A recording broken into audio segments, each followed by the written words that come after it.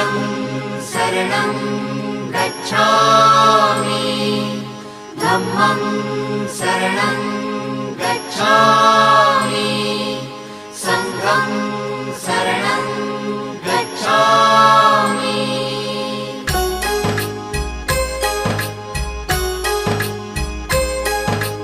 बुद्धं शरणं गच्छामि धम्मं शरणं गच्छामि संघं शरणं गच्छामि त्यागमूर्ती तू शांत चित्त तू योग रूप संसारी दया प्रेम अन मानवतेचे प्रतीक तुझी ईश्वरी